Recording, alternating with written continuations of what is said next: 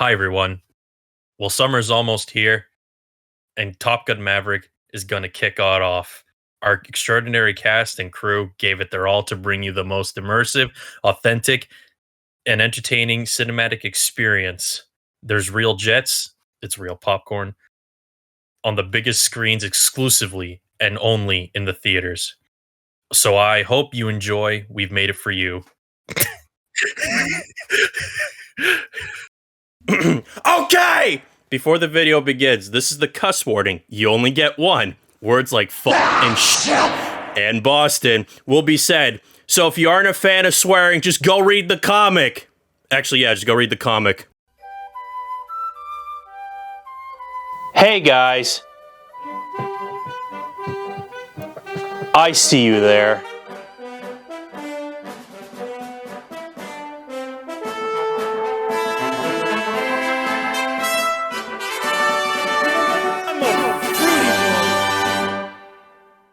Sorry to all you orbers and orbettes and non-binary people expecting a history on Ultraman Orb after 2.5 years. We are hard at work creating the best Ultraman-related Ultraman content for all you Ultra fans of Ultramans. We appreciate your Ultra patience, and we hope you can understand that the wait was not made from Ultra laziness or Ultra incapability, but because it takes Ferbus a while to reach the keys on his Ultra Tech Logitech Ultra Tech Wireless Tech Logitech Walrus keyboard. Since we can't spend the day discussing Ultraman, let's spend the day discussing Ultraman. You know, Ultraman. Remember? Ultraman. You love him. You hate him. Sometimes you're indifferent to him. And at all times, he's Ultraman. He's the hero who was born from the imaginations of Eiji Tsuburaya, Toru Narita, and Tetsuo Kinjo, existing in the hearts and minds of people for 55 years. The story of Ultraman has been told through quite a few mediums, and of course, there's the classic series that aired on TV in 1966, there are reimaginings of the story like the Ultraman manga and anime series, and then there are continuations such as the Ultraman manga and anime series.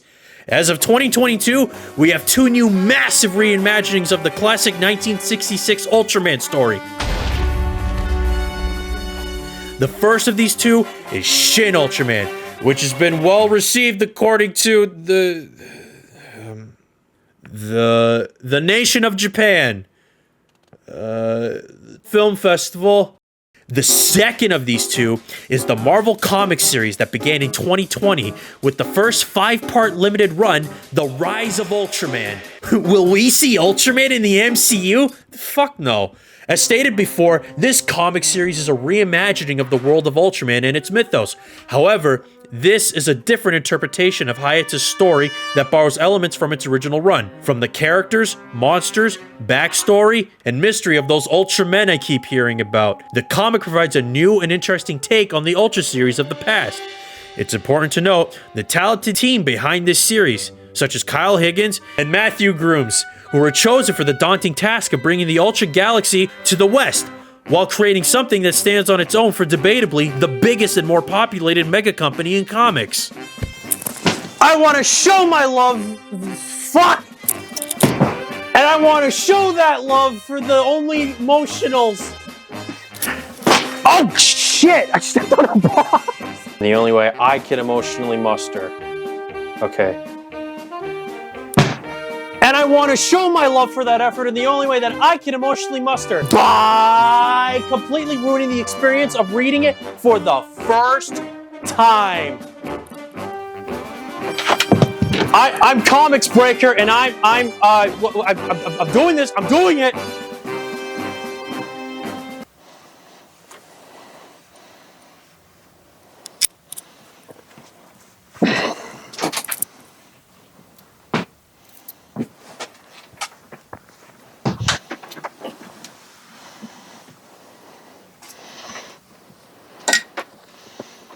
How do I hang this?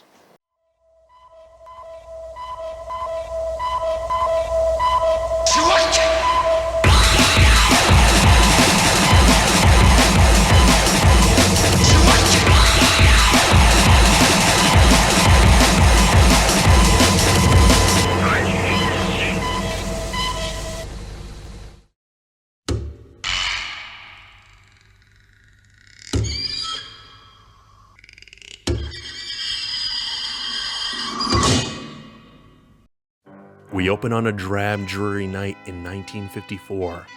Two investigators walk down a path connected to one of the many Paris viaducts. Paris, well known for being drab and dreary. Their case? The mysterious, unbalanced field. The two have been tracking readings of this field, and it's a big fucking field, so it took them a while. Just as the man named Ichino Tani vocalizes his issues with their ability to deal with this large fucking field, he is cut off by a mysterious roar. Before they are able to check out what created the sound, they are stopped by a group of people. To avoid confrontation, the woman leans in and kisses the man until they are once again alone. Nice. Man, I want to go to Paris, which is famous for being drab and dreary. As they head into the underground passageways, they come across scratch marks from their target on a pillar thing. As they check the area, a trap is found, and suddenly, a monster crashes past them. Thinking fast, the woman pulls out a vibrating... Shit. Thinking fast, the woman pulls out a vibrating sword and swings at the monster. Ichino Tani fires a net to capture and weaken the monster, who the woman calls Bemular. They are soon interrupted by the three strangers from before. Seeing its chance tearing the net, the woman attacks Bemular again, but during this scuffle, both fall into the water below, and as they recover her, it is revealed that Bemular got away. The other people reveal themselves to know of Bemular and the two investigators. As they reveal, they are agents for the organization Expedition Scientifique. Ichino Tani introduces himself and the woman as agents of the group Q.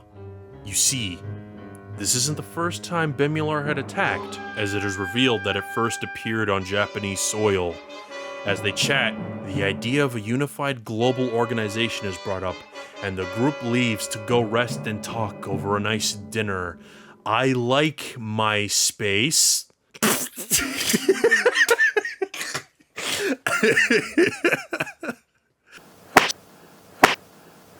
So, that was Ultra Q, which was a 10-page side story that was included at the end of issue 1. I don't have it on my desk. Fuck. This was the short story that was written by the main writers, Kyle Big Guy Higgins, Matt Short Guy Groom, and art done by an average-sized Michael Cho. This story tells the origins of the United Science Patrol and also helps to establish this as a world where the monsters are slowly appearing everywhere in your house, my house, your mom. Yeah, your mom. And the secret organizations that take upon the task of defeating said monsters. The group, aptly named Q, is the group that serves to incorporate characters of the original 1966 show Ultra Q. If you're not familiar with it, I ripped the cover on this, but that's okay. If you're not familiar with this was a sci-fi series created by Tsuburaya. This predates the creation and airing of Ultraman. It's Ultraman. It's Ultraman. It's fucking Ultraman. Later that year. You know, honest to God, I'm just reading a fucking script taped to my fucking camera viewfinder. You know what? You honestly just go. Just go watch History of Ultra Q, man. Just fucking my voice hurts. I appreciate the idea of making the comic black and white. It really serves to the more stylized art that's different from the main like series, like comic art. Kind of mimics the show. And it's really neat how they're able to bridge both Ultraman and Ultra Q into one continuous story. However, it does feel like that something's missing, but I can't quite put my finger on it.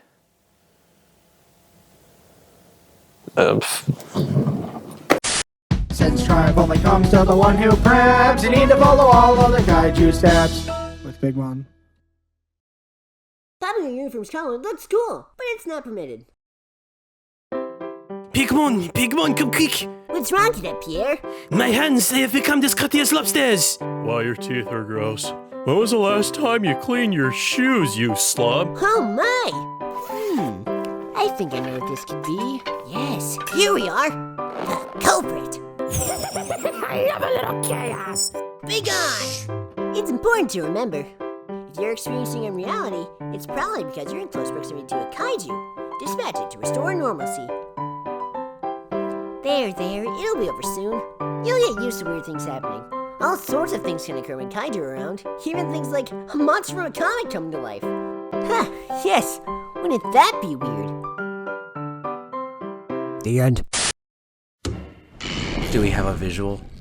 Negative, Agent Moriboshi, but you should be coming up on the intercept point now. I'm already there, and I can't see a damn thing. Are you sure?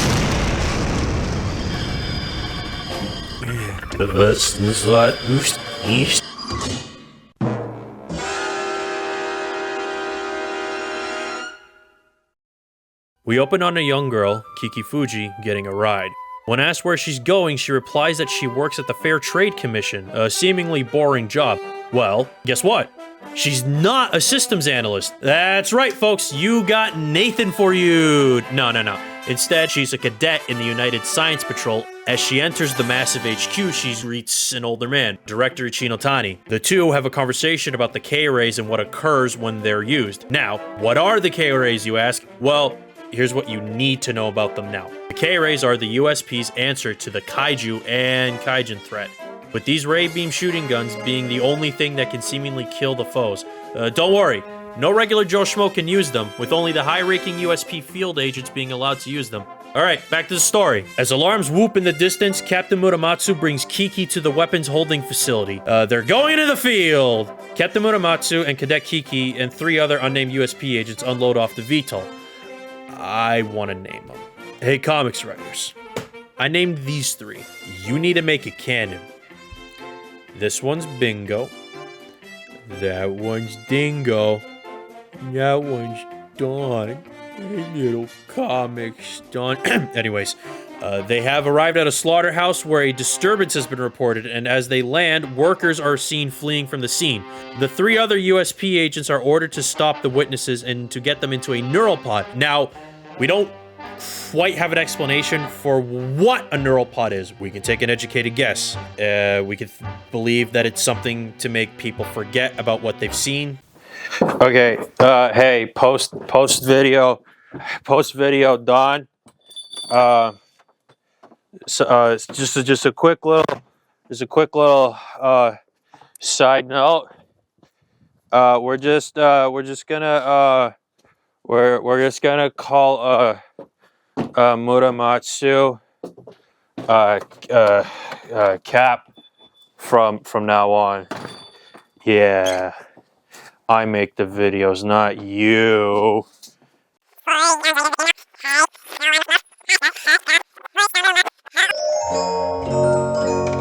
Kiki and Cap explore the slaughterhouse as they try to figure out what happened. Cap finds something completely terrifying, a smaller version of the monster known as Teleston. The two start firing upon the monster as Kiki fires with her lightning gun. Teleston turns to face her. However, before the beast could pounce on her, another beam is shot out of nowhere. The person responsible for this is Shin Hayata, a young man who has been friends with Kiki since they were kids, and we're just finding about him now.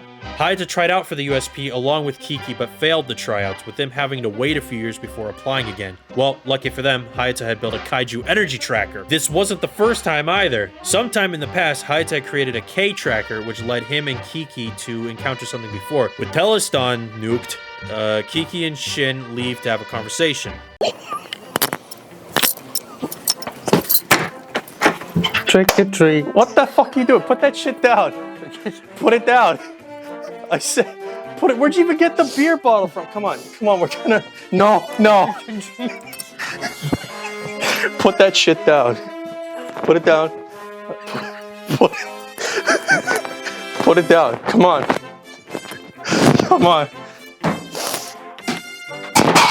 What you doing? I don't know. Stop. Just leave it alone. Old man Don. There he is. It's like, all right, come on. Sit there.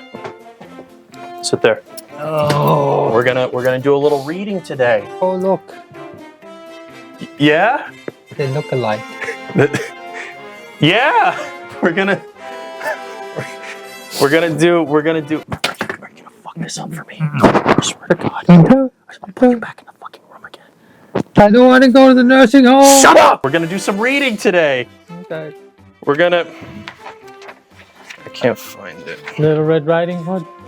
No, we burned that book. We're gonna.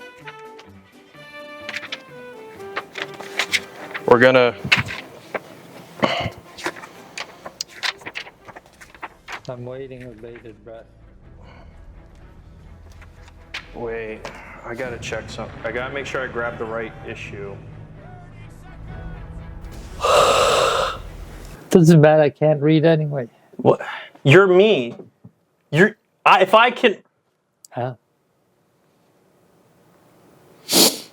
Okay.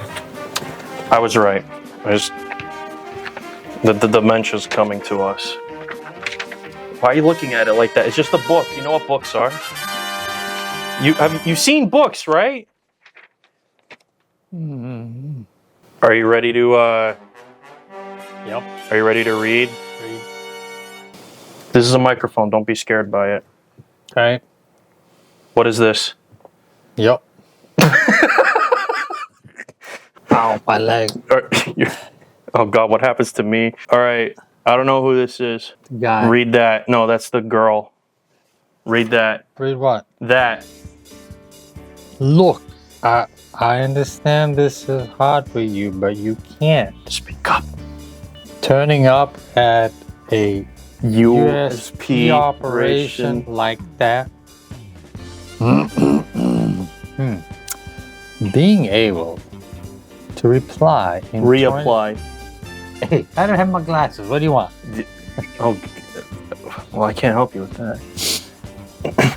To reply. Reapply. Reapply. Reapply.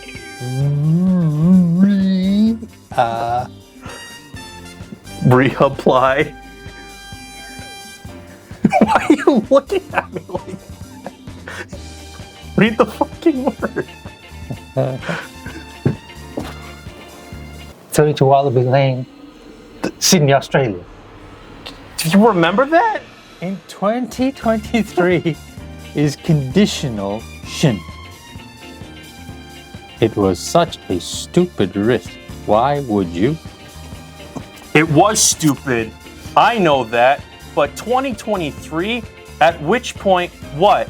I get a chance to properly fail the test again? They won't even tell me why I failed the first time. Once you know the truth, how could you not want to be part of the USP? Do you want to be part of the USP? United States Postal Service. Yeah, the Postal Service. One of the people fighting back the darkness. What else could possibly feel meaningful? All right, now read there. Having 2 martinis and an What the fuck? olive What the fuck? is meaningful. Where are you getting Sitting that? here talking to you is meaningless. Are we still friends? What the what is that? Did you skip like a whole fucking section? No. Where is this? Oh, you can't read? So what? You've given up on yourself, then keep your head No. down for me, my boss. Where are you reading that? Reading what? Where are the 2 martinis? You can't see it? Can you? Obviously. Where the fuck is it? Why? You can't see it. No. No, mine.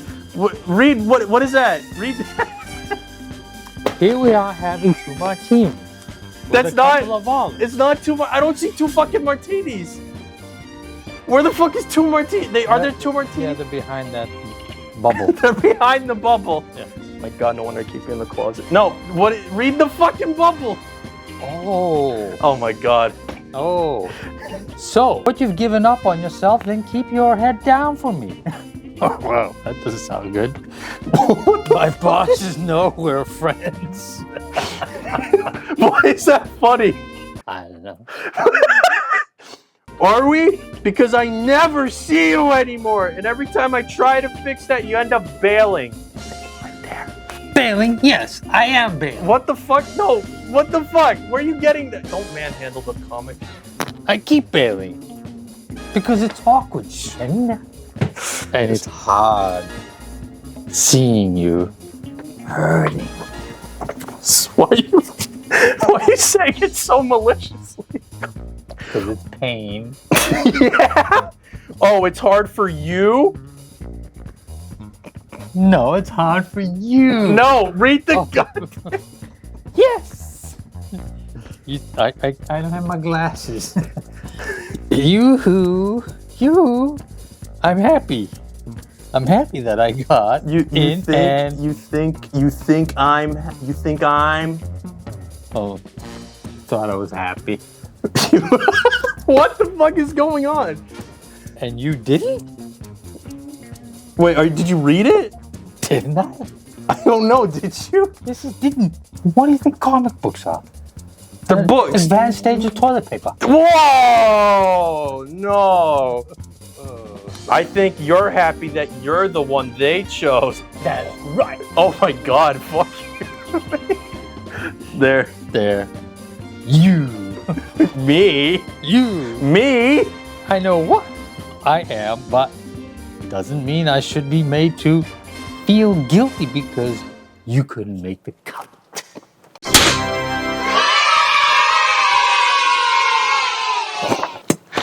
Why do you make Fuji sound like such a bitch? Fucking. Okay. Yeah.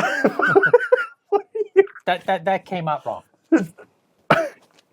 Yeah, you're right. It fucking did. No, you're right. You shouldn't feel guilty. And I need to take responsibility. You're my best friend. Liar.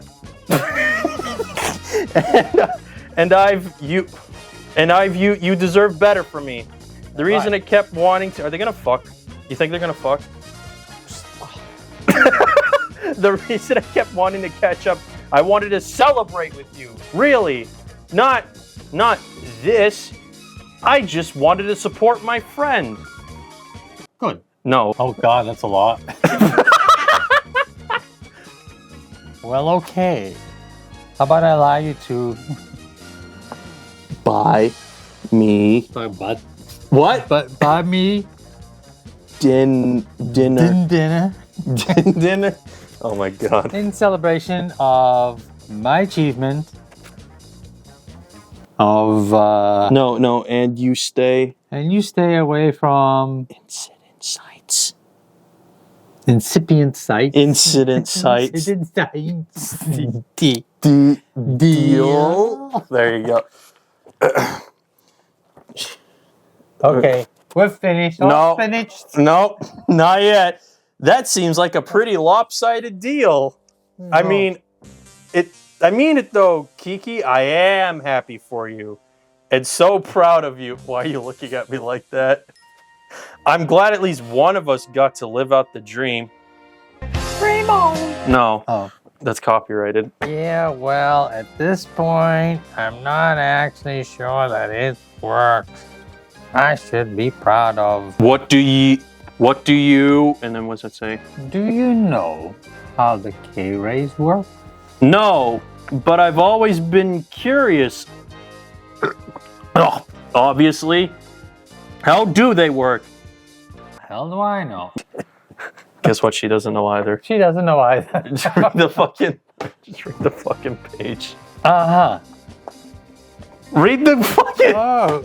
Oh my god. They don't tell me even though I'm working on the damn things literally every day. Like, it's the firing mechanism that primarily failed. And that's That's not Yeah. markedly. more complex than a handgun. But the power source, how they developed it, what it even properly does, the hell knows. Hardly anymore knows. It's a big secret. Can't tell you. It's a secret. Can I have the book? No, it's a secret. Can I have the book? Thanks. Oh wait, well, the USP is a secret organization. Okay, here you got another big speech bubble. Oh boy. But I'm on the inside now. I know that nightmare monsters exist. And a secret multinational operation exists to fight them. What secret could be bigger than that? Something doesn't feel right.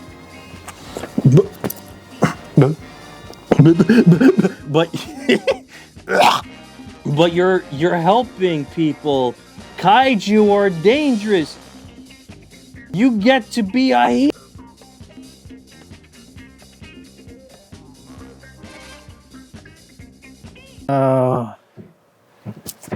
All right, come on. Back You to the did good. nursing You did home. good. It's not a nursing home. It's just a void.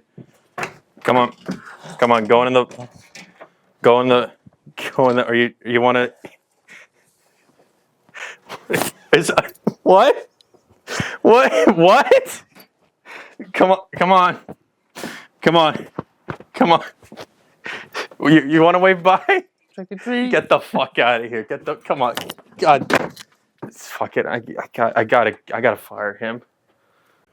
Wow, quite a lot has already happened. Well, let's take a little break from the story and talk about what we know so far about this world and the many references our eagle-eyed viewers may have spotted already. Alright, now, I need help explaining this one. And in order to explain this one, I need help.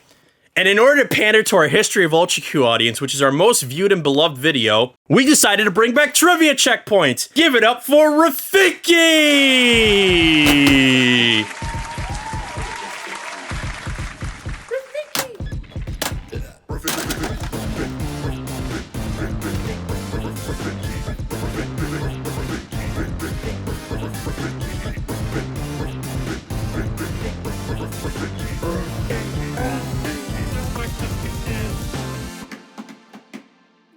Rafinky.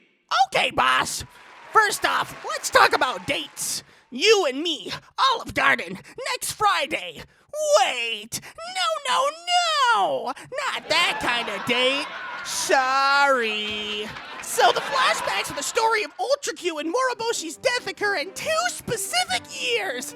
That being 1954 in 1966. Both of these may seem random to those not all too familiar with kaiju content, but they both represent enormously important years for kaiju cinema. In 1954, Gojira was released, in which Super Aya had helped work on, which led to the path of creating Ultraman and other kaiju properties. Speaking of Ultraman, 1966 is an important year because it saw the airing of both Ultra Q and Ultraman, which started the Ultra series. Many of the characters and kaiju from the original Ultraman are reimagined in this comic, some of whom we already met. Shin Hayata, Kiki Fuji, and Captain Muramatsu are three of the core team of the SSSP in the original Ultraman series. Director Ichino Tani is also a callback to Ultraman. On the kaiju side, in the show, Ultraman's collision with the VTOL occurs because he had been chasing Bebular, who he was attempting to send to the monster graveyard. Teller's Dawn also came from Ultraman. Whoa! Did you know? The first supreme leader of North Korea was implemented by the Soviet Union. Kim Il-sung was in Siberia in exile when his children were born, and then was instilled as an ally to control a border between the Soviet Union's Korea and the Americans-controlled Korea.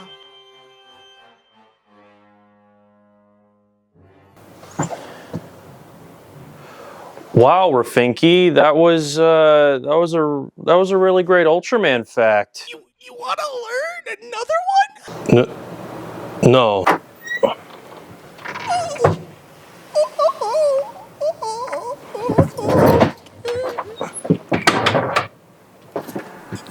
You want to learn?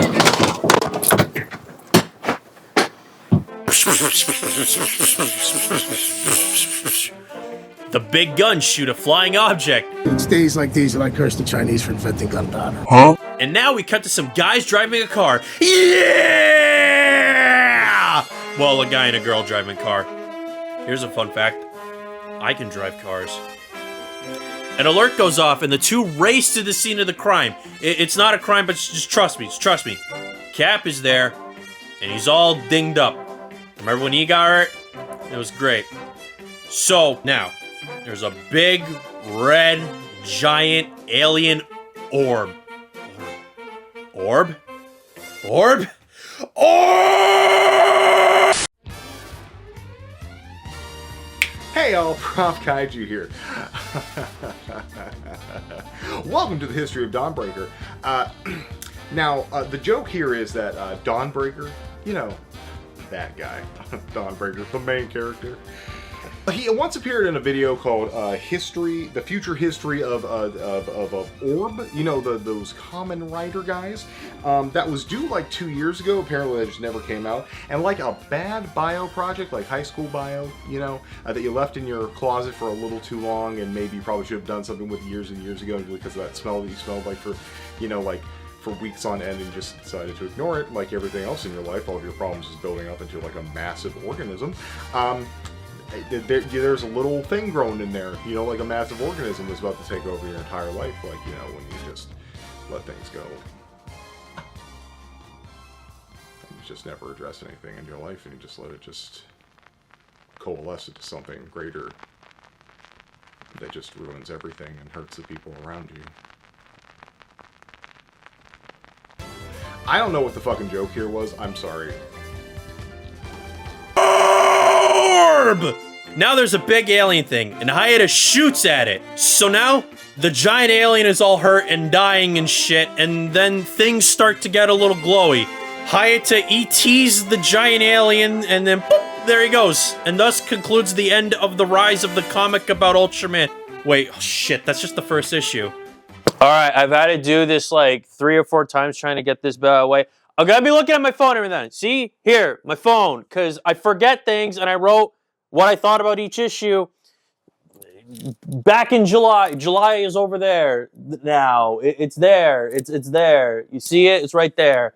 I forget, so I write them down. So I'm going to be looking at my phone, and now you know. So bit into issue 1 of 5, and I noticed that the team has done a fantastic job of staying true to the source material, staying close to the Japanese roots, because obviously it's made in Japan. It's going to have influences of Japanese stylings, without feeling the need to remove it. And, you know, we got to make it suitable / more comfortable for American audiences. You know, maybe Hayata's called Robert Hayata. Yeah. It's a good first issue. It's a very solid first issue that helps to introduce the core events and the main characters and help you understand who and what they are without like word vomiting or exposition dumping. It's just a very good read. It's solid. Something you're probably gonna hear me say. I'm not gonna like sound like I'm over the moon for this comic in general. It's not like a genre-defying, groundbreaking work, but sometimes, you know, these things, they don't need to be. Sometimes they just need to be a fun little good read that you enjoy and you just have a good time with. Oh, and also, you know, it helps that if what you're seeing visually, you know, looks nice. And with that being said, yeah, the artwork is actually pretty clean. The lines are clean. Even in like Ultra Q, they mixed with some different styles. You know, it's good, and I could tell that it's made by fans so far. Pretty good. Hey, what? What am I doing here? Well, I'm reviewing the footage right now, and I realized I forgot a key. Wait, I'm not even wearing the. Holy shit! I'm a fraud. I don't have my iconic YouTuber jacket. I can't be an iconic YouTuber unless I have some like. All right. So the artwork is clean, except for certain instances, which Ferbus reminded me. So basically, there's like, you'll notice sometimes, I think he's literally like editing it in real time, pointing it out. Like you can see him like fucking, like, yeah, see, look. He's doing it right now. Look, wait, I'm gonna grab the camera. He's doing it. As you can see, we get like these weird, like he keeps doing it. We get like these weird, whoa, like panel, I don't know, glitches, errors. So like parts of the panel will carry over to the other side, and it's just like this weird thing that once you notice it, you can't unsee it anywhere else in the comic. Oh shit, hold on, right? So that kind of, I don't know who was in charge of the quality control. Maybe it was Hasbro's quality control team. Oh no. But I don't like Hasbro. They suck. So there goes that sponsorship. But like as you can see, we literally forgot this. We wrote it. No, we didn't write it down. We just know. And I just remembered it because we're literally as I'm speaking, it's being edited in real time. I can't tell you like how fucking hot off the press this is. Don't touch it. Ah, my hands are on fire. It's too hot. Hey Ferbus, guess what? We got an extra 2 minutes and like 40 seconds to this video. Subscribe only comes to the one who preps. You need to follow all of the Kaiju Steps. With Big One. Remember to regularly clean your equipment. Cadet Pierre, you look so glum. This hot plate. It is not hot enough to flambe properly. I think that one's on you, my friend. You dare suggest my capability? Weren't you the one who encountered the kaiju known as Make-Class last week? Roar! Now this is a hot time. Aha! You are vanquished! Disintegration's not a hot time. Why yes, proudly! But if we could have figured out how Make-Class generated sudden intense beams of heat, we might have integrated that into USB technology, perhaps even in the kitchen. Next time, you need to remember, don't use your K-ray to dispatch a kaiju, unless you're sure it doesn't have abilities the USP might be able to reverse engineer and utilize. Perhaps I was somewhat hasty. Ow, too hot, it is far too hot! Hold on, Pierre, I'll track down a water-based kaiju. The end. Yeah! Shin and Ultra in a mindscape looking over Shin's kaiju hunting Twitch highlights. It turns out they're fucking dying. This is why you don't fucking touch big glowing balls that fall from the fucking sky. But who is to judge? Because, I did that when I was 16. On the B side of things, Cap and Kiki are going on a road trip. They're gonna find more classified shit.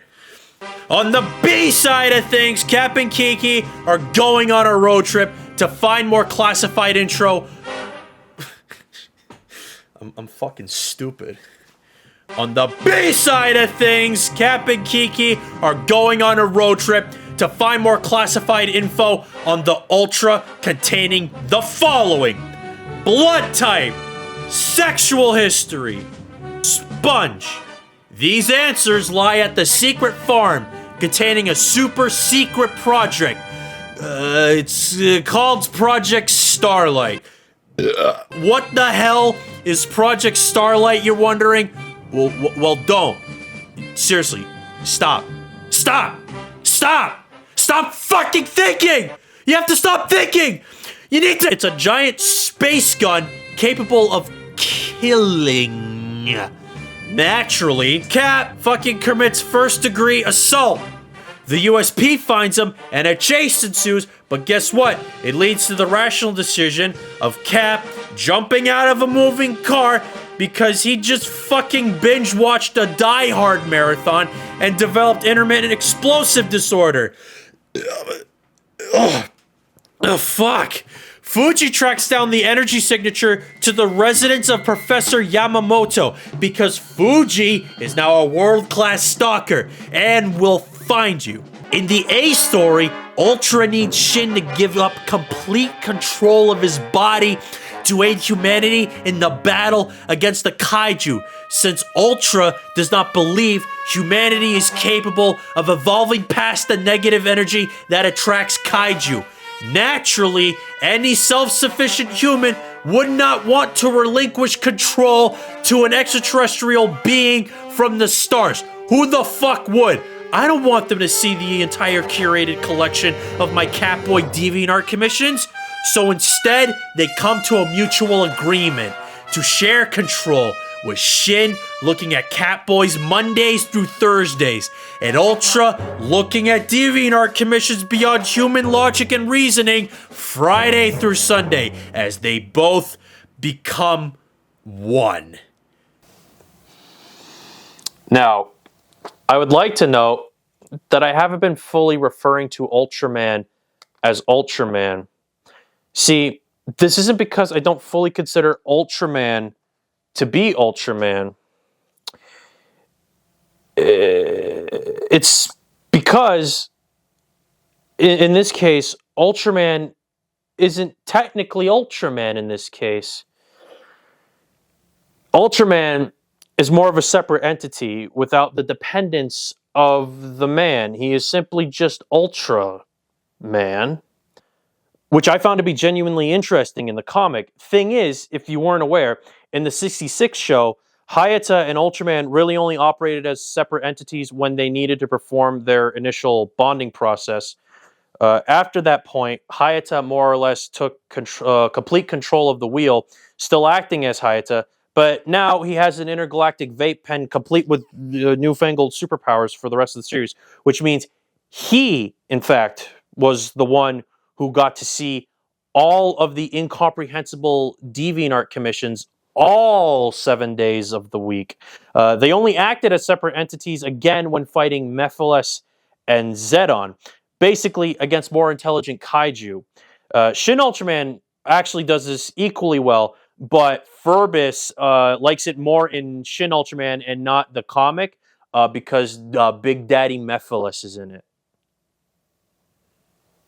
How is that? Now, this issue has decided to expand on the bonding aspect of Ultra and Host and allow a non-expositional way of providing backstory to both Hayata and Fuji and Ultraman as well to a certain extent. At first, it seems Hayata and Ultraman are at odds and they don't quite get along, but in the end, they come to learn to understand each other, to reconcile and merge to make Ultra and Man become one. This issue was a pretty cool take on the trope of the Ultra and human host bonding process, with Fuji and Muramatsu's B story interesting as well. However, I do wish it did focus on Hayata and Ultraman more. A solid issue overall. Okay. Here we go. I gave it a half-eaten Reese's cup. It's pretty good. Oh wait, I fucked it up. Hold on. I give it a half-eaten Reese's cup out of 5. It's pretty good.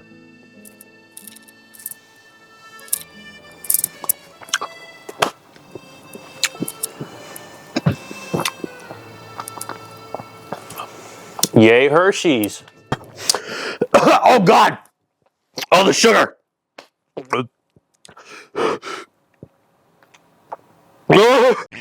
タミーヨアラーム、タミーヨアラーム、ローアニンク、ローアニンク、赤ミーヨ IS 赤インク。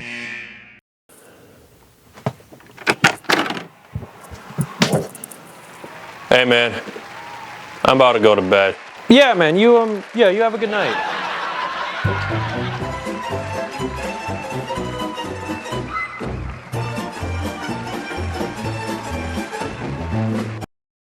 We begin with Hayata waking up in the infirmary, and this is how we meet director Chinotani and Ide, who looks really fucking weird. What the fuck? They made him look like a whole ass other guy, and this is, I don't like it. I don't like it. Hayata is brought in for questioning in regards to what happened when he touched the big ball. Hayata agrees to tell them what happened only if they help him find Kiki. Kiki is currently at the residence of Professor Yamamoto trying to seek answers about Project Starlight and Hayata. Couldn't they, like, call each other something? Ultra telephoner? Bluetooth? Ultra Bluetooth? Ichinotani and Hayata arrive at the scene, and we see the debut fight of Ultraman and Naranga, but with a catch-22.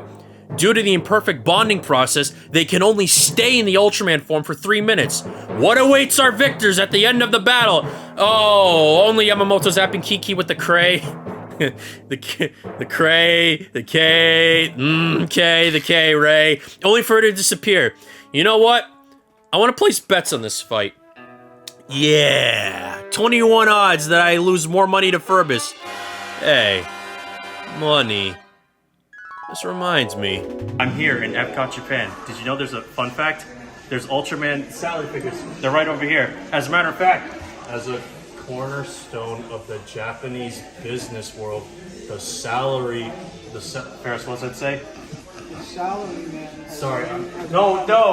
The salary has become a folk hero in his own right. Many.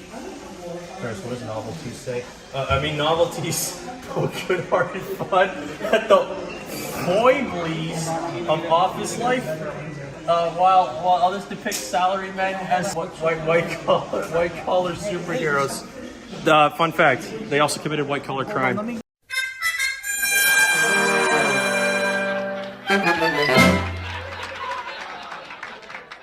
So this issue 3, is pretty neat because it introduces a couple key landmark Ultraman characters, such as Ide. Even though it was just like a blink and you miss it, he was there. He looks fucking weird. He doesn't look like, but he's there. So that was neat. It's clear that they, like I said, that they watched the show and know what they're talking about. And then Ichinotani, I believe Ichinotani's introduction to the show, if my memory's correct, was in what I like to call episode 0, is like the little Ultraman black and white stage introduction thing, which you can see him in.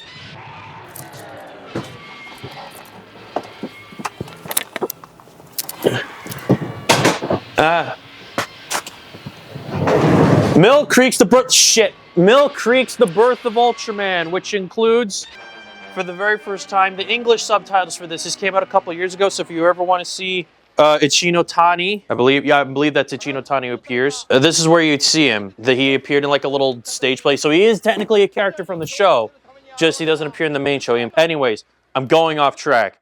Back on track. It has a great payoff, properly introducing Ultraman in his first battle, and they do a good job, the writers, keeping all of the elements that exist or from the show intact, but also kind of like putting a little twist or maybe expanding upon it, like, ooh, what if it was this, but without it, like, trying to fucking reinvent a wheel. It's a circle. Keep it a circle. It doesn't need to be a fucking square, and that's what they did. They kept it a circle. So they expand upon an element that I really liked. I think I've mentioned it in the video before, which is the 3-minute time limit. Not being just they can only do it for 3 minutes. It's the result of their bonding process kind of being a little fucky. Hey there, comic book fans!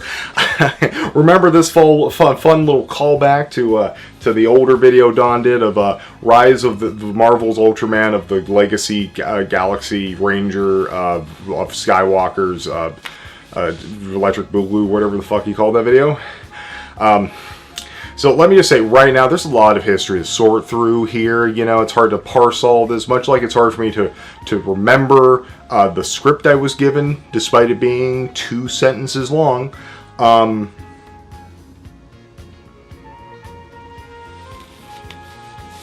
Want to see a video of Don drinking milk?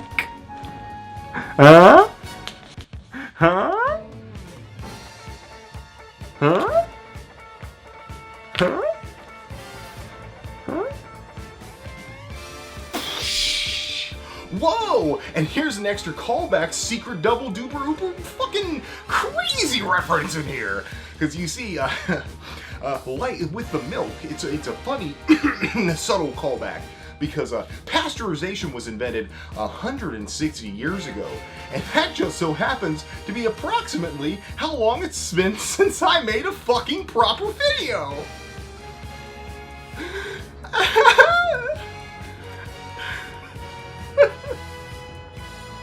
Oh god. Oh god, what? I didn't anything.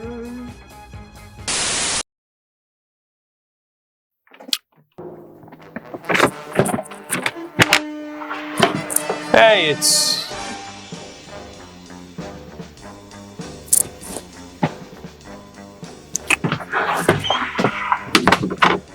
What the fuck? What the fuck?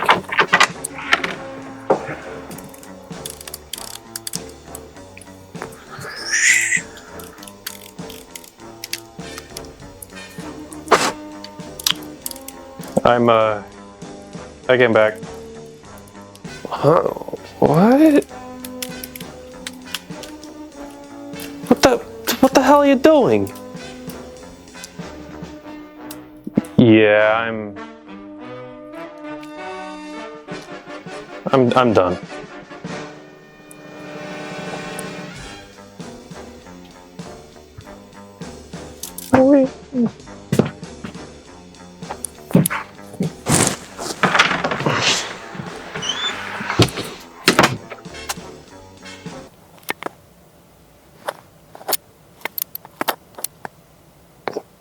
The fuck was that? Wait, that's it?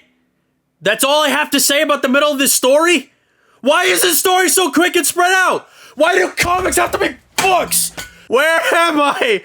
Why can't I write a competent script? Why did it take almost 5 fucking months to... Did I break the bottle? Holy shit, no I didn't, thank God.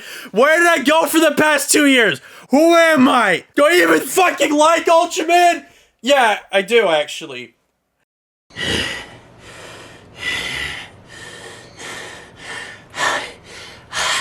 I want to be comic book man!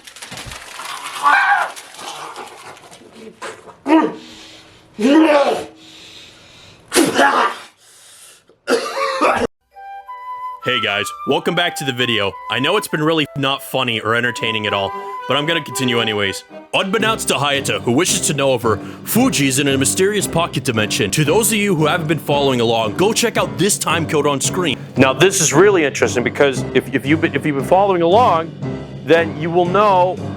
You can tell I'm reading it. This is such horse shit. I'm a fucking fraud, guys. Now this is really interesting because if you've been following along, then you know that Hayata and Kiki have been friends since they were like little kids. If you want to go see more about that, then go back to go to when we talked about issue 2. I think I don't actually know if we talked about it too much, but you know it's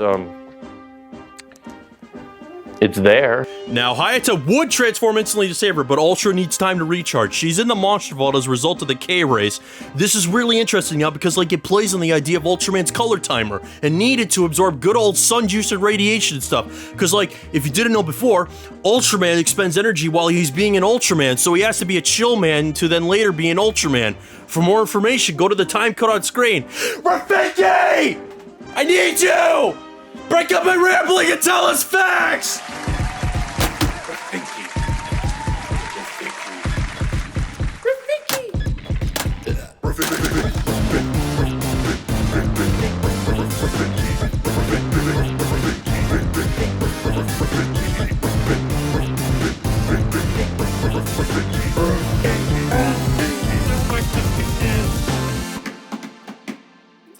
Rafinky.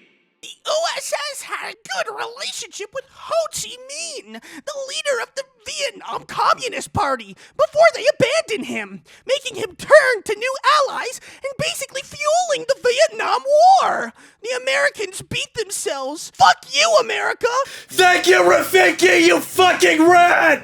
Now, okay, you might be thinking, Monster Vaults, K-Rays, what the fuck is this shit? Well, you see, I lied to you! I gave you falsehoods, lies, sheer disinformation, and you believed them! Why? Because I'm the History of Ultraman guy! And you believe me, you ignorant fools! I've essentially gaslighted you to believe my every quaking word! Oh, and also because the comic lied. Well, you see, the K-Rays do not vaporize the kaiju. They do not incinerate them, no. Instead, they actually, like, zap the kaiju atom by atom and deposit them in this hellscape of a world. Boston. Oh, shit, that's where I live. And here it is, the very heart and soul of Boston, the Kaiju Vault, Fenway Park. Just 10 minutes from here is a Wahlburgers, where you can taste the unbridled rage of mid-90s Mark Wahlberg gouging a man's eyes out. Every kaiju that has ever been exterminated has been sent here to the Boston dimension by the USP. It is here that Johnny Damon played for the Red Sox for 3 years and then became a fucking traitor. Fuck you, Johnny Damon. Guess what? The Kaiju Vault is at capacity, fuckers, unlike the average Yankees game. Now trapped in Boston with all the Kaiju, like this one, Teleston, from the meatpacking plant. Do you guys remember him? Guys? Holy shit, that's the train from Ochaku! It's the final episode! Ferbus, come look at this! There's too many damn Kaiju! And the Boston dimension's gonna crack wide open, releasing all the townies out into the hub! Whoa. Now, if you didn't know about the Kaiju Vault and the K-Rays, then I recommend checking out the section on issue 1, because we talk about it a lot, and it'll make no sense if you don't actually watch the video and just like jumped here for no reason. That would be fucking weird. Things are ramping up, folks. Things are getting tense, and I don't mean in the past tense. This is the future tense. What will Ultraman and Hayato do to save their friends? Well, they have to go to the— So, wait... Ultra Q? Are you fucking kidding me? We skipped the page of Ultra Q? Well, that does it. Ferbus won't be getting a Christmas bonus this year. So, the dude says hi to the girl, but the girl is mind controlled, and boom! End of Ultra Q. Okay, so, what was I saying before about him going into the vault?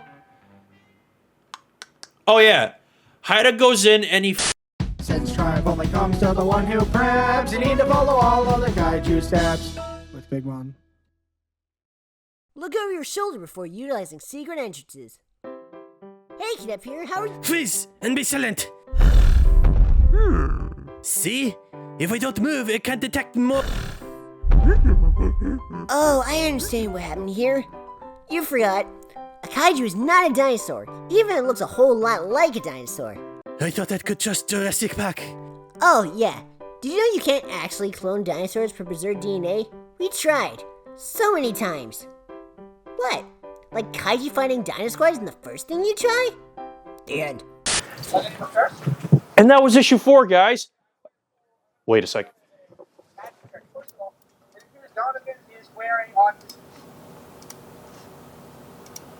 Fuck! Son of a... Fucking... That fucking hamster hit the Kaiju Steps button again. You know, no, fuck it, cut to issue 5. I'm gonna spoil this shit if it's the last thing I do. As we open, a new kaiju emerges to battle. Ultraman comes flying in at the speed of light.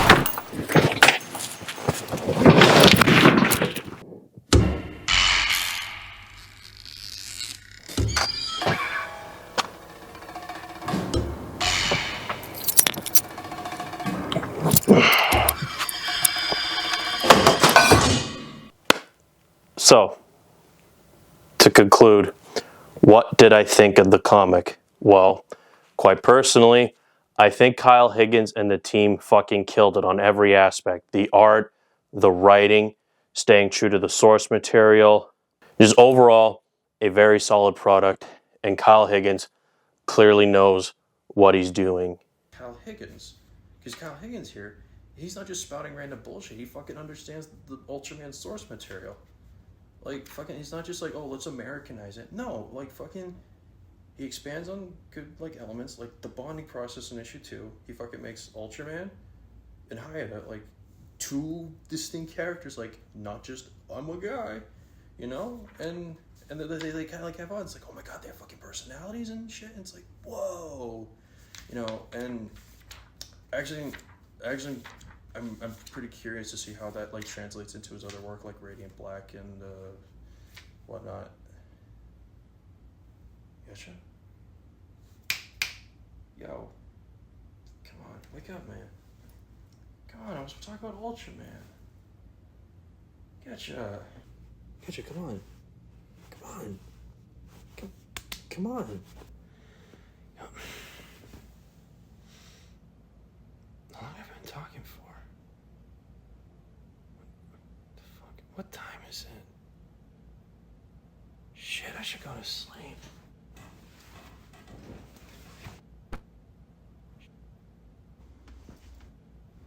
Good night, Getcha. Mwah.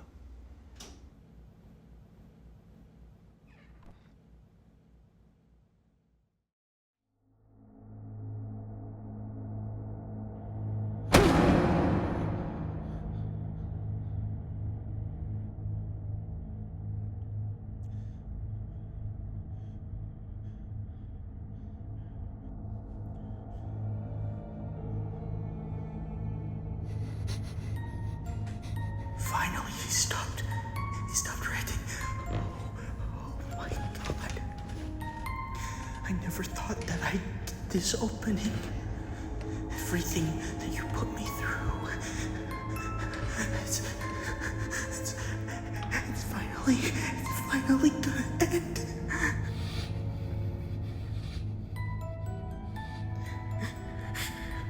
This is my only chance. That joke died.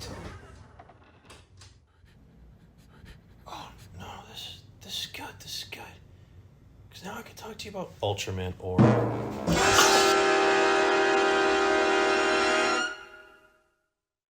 Instead, I just honestly, I just want to tell you guys. I want to tell you guys a little bit about me while I try and find this page. I'm pretty sure it's that one, but I'm gonna try and find. I don't look. You want to see how much I don't give a shit? I don't even have my fucking shoes on. Normally, I have these biker boots. It's yeah, biker. But I don't feel like putting them on, man. I'm tired. I want to go to bed. I still have to do PNGs. So all right, basically. There's this man. This isn't even a joke. I'm not making this up. This isn't a bit. This isn't I thought this would be funny to record. I just sat down. I'm just fuck it. So every 5 years, there's this man on Xbox. He keeps making a different account every fucking time, right? Keep in mind, I don't even remember what I did to piss him off, but every year, every 5 years or so, it's about a healthy 5 years.